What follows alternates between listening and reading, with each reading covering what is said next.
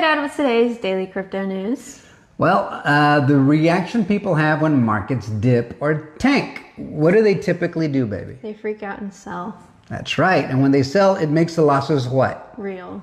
Yeah. And taxable. That's right. When you sell, it makes the losses very real and then gives you more pain by taxing you because it creates a taxable event. Sometimes if it's a real loss, then you're not going to get taxed, but it creates that situation, right? So let's say you bought something at $100, it's worth 500, it tanks to 300, so you take the perceived hit from the 5 to the 3, and then you have to pay taxes on the capital gain of $200, right? Because it went from 1 to 3, you sold at 3, it was once at 5, so your perceived loss is about $200 plus taxes. I hope that made some sense. But the bottom line is this. When you sell, it makes the losses real. It's permanent. You can no longer take advantage of the appreciation and value when markets go back up, as they inevitably do. And so right now, I think it's important for people to keep a focus. What are we looking at?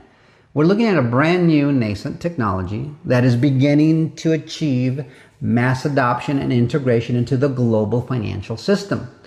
That can't happen until the rules are written out, much like a Monopoly game. You can't play the game. It doesn't matter if you have the board, the pieces, everything in front of you. If you do not have the rule book, nobody will ever agree on how that game is played. And that's what legislation does.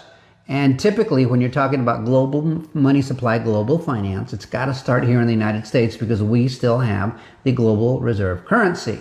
So if we don't have the rule set, major players can't play. Banks won't be in there. Hedge funds won't be in there. Large investment firms like BlackRock, they won't jump into those waters because they're exposed to litigation. Nobody wants to get sued. No advisor wants to recommend something that has no legal clarity. They don't want to put their customers in any kind of situation that might reflect on their own careers and their own positions and maybe even endanger them, put them in danger of going to prison, for example. You don't want that. If you have a license, you have a fiduciary responsibility, so you need some of this legal clarity. But not only that, we have a whole lot of impetus. I wrote a little list. There's a lot of catalysts coming, right? Like, for instance, and I need my other set of glasses because I can't read my own writing, but for this wealth creation, there's a lot of money printing going on now. That's going on here in the U.S. as well as other countries like Japan and who else? I think the European Union's printing right now as well. So we have that.